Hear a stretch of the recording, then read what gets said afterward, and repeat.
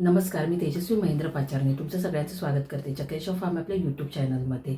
RT 2026 ही जी admission process सुरू झाली आहे, राईट टू एज्युकेशन, ज्याच्यामध्ये 25% कोटा हा प्रायव्हेट शाळांसाठी आपल्यासाठी राखीव असतो. तर ज्यासाठी नक्की कागदपत्रांची कोणती आवश्यकता आहे याच्याबद्दलचा हा व्हिडिओ आहे. तर आता याच्यामध्ये तुम्ही ST, NT, VJT या सगळ्या किंवा OBC, इतर मागासवर्ग या सगळ्या कास्टमध्ये असाल तर तुम्हाला फक्त तुमच्या जातीचा दाखला देण्याची गरज आहे. उत्पन्नाचं कागदपत्र देण्याची गरज नाही आहे. आणि जर जातीचा दाखला समजा जर तुमच्याकडे तुमच्या मुलाचं नसेल तर तू वडील असाल तर वडिलांचा दाखला दिला तरी देखील चालू शकतो.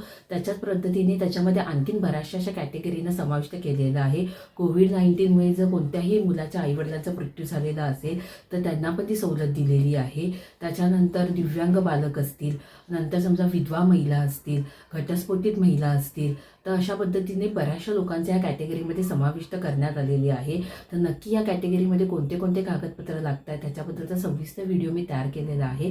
तुम्ही आपल्या चॅनलवरती जाऊन तो व्हिडिओ बघू शकता. आणि अशा पद्धतीने तुमचे कागदपत्र आहेत हे ॲडमिशन घेण्याच्या अगोदरचे तुम्ही तयार करू शकता आणि ॲडमिशन घेऊ शकता. जर तुम्हाला व्हिडिओ आवडला असेल तर नक्की लाईक आणि शेअर करा आणि आपल्या चॅनलला नक्की सबस्क्राईब करा. धन्यवाद.